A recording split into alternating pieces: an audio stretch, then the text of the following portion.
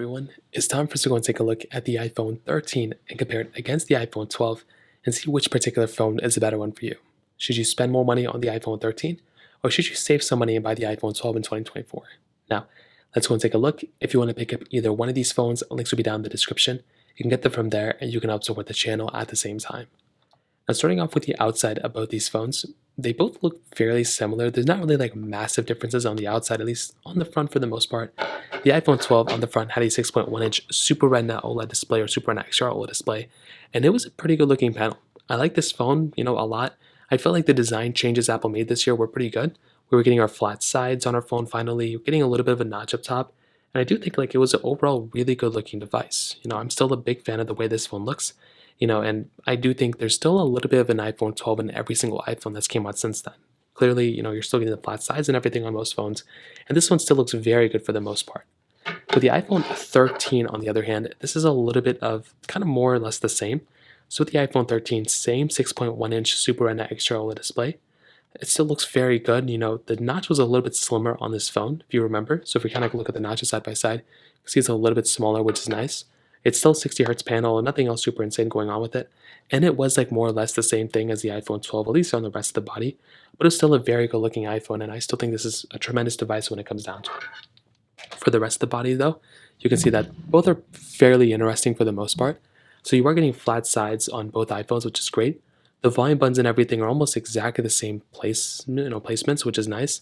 At the very top, nothing crazy really going on. At the bottom, you are getting your lightning ports. So this is something that's very cool. So you can always just go ahead and insert your lightning port here and kind of move on. No USB-C on either one of these, but still perfectly fine. You're getting your speaker grills and everything, which is great. SIM card trays here as well, which is amazing. And on the back side, you are getting your standard camera setups. So here you're getting your dual camera setups. So you're getting a wide and ultra-wide sensor on here and a wide and ultra-wide sensor here. But this was one of the bigger changes here. So you can see that, Apple basically essentially gave us a diagonal camera here. But it's funny because it looks like some of the rumors of the next iPhone are actually stating that we could be getting this type of camera setup again on the newest iPhone 16s. So that's going to be something that's going to be very interesting to see. But regardless, in my opinion, on the outside, you're still getting a lot of overlap. They look fairly similar. You're getting MagSafe capability here, so you can add some MagSafe accessories. You're getting wireless charging, IP certification. There's still a lot to love about these particular phones. But I will tell you, between both, there's a lot of overlap here. But I do think the iPhone 13 design is a little bit better because you are getting that, diagonal camera, a little bit of a smaller notch. Those are really big things to kind of keep in mind when you're buying these types of devices. So from that perspective, that kind of covers it up here. Now, in terms of the other side of things, we are getting basically a phone here on the iPhone 12 that isn't as new as the iPhone 13. So what does this mean? Well, basically, if you're wanting to go and buy the latest and greatest phone, with the iPhone 12, it's not going to be the latest and greatest forever. This iPhone came out in 2020, this one came out in 2021, so this one's not going to last as long as the iPhone 13 potentially. So we are going to be getting a much longer lasting phone potentially on the iPhone 13, at least by a year or two, than the iPhone 12. And I do think because the iPhone 13 and 14 overlapped, there could be a chance where the iPhone 13 lasts as long as the iPhone 14, making this iPhone last even less as long as the iPhone 13.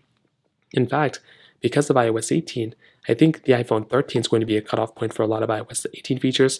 The 12 is not going to get as many features on iOS 18 as we would have probably liked. So that kind of covers it up there too. Now let's go into a speed comparison between both these phones.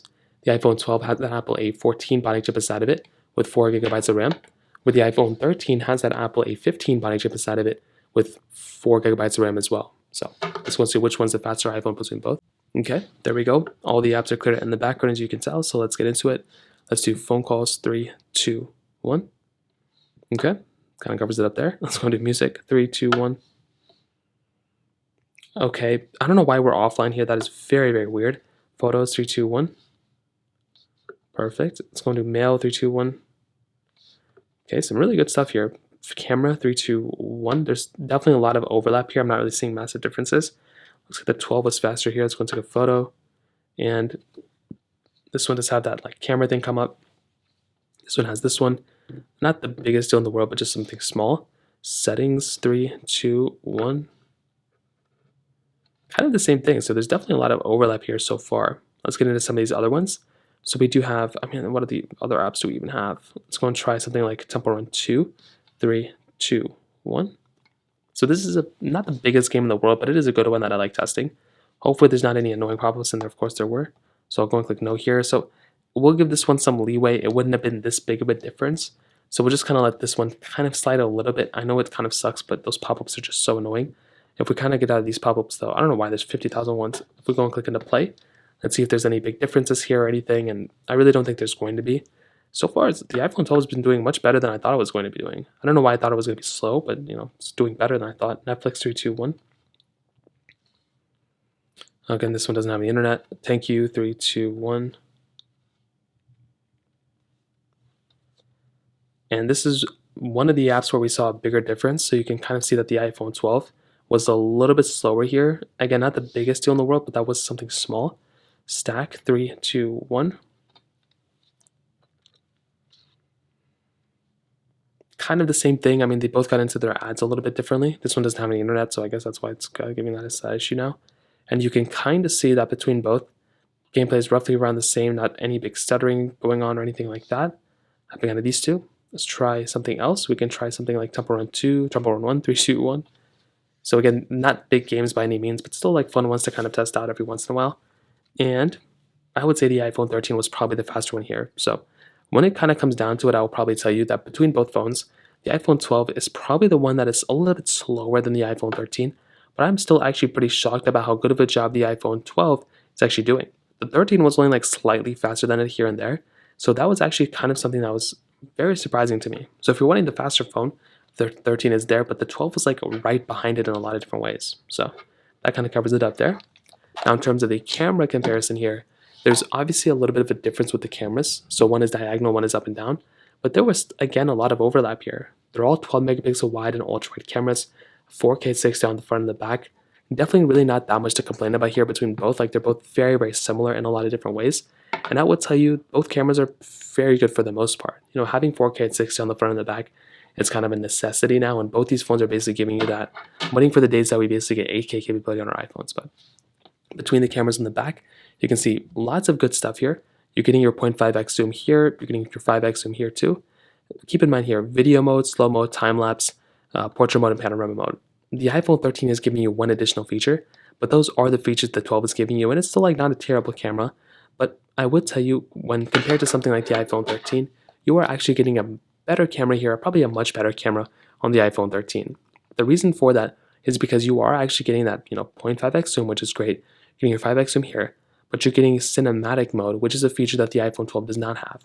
Now, cinematic mode basically essentially gives you the capability of basically going through and kind of blurring out the background. It's like portrait mode for videos, and I actually like that a lot about the iPhone 13. It's a very cool thing, and that's something I actually like and appreciate a lot about this particular phone. The only thing though, and the only issue I would probably say for the most part with this particular device is that camera quality wise, the 13 is better and everything like that.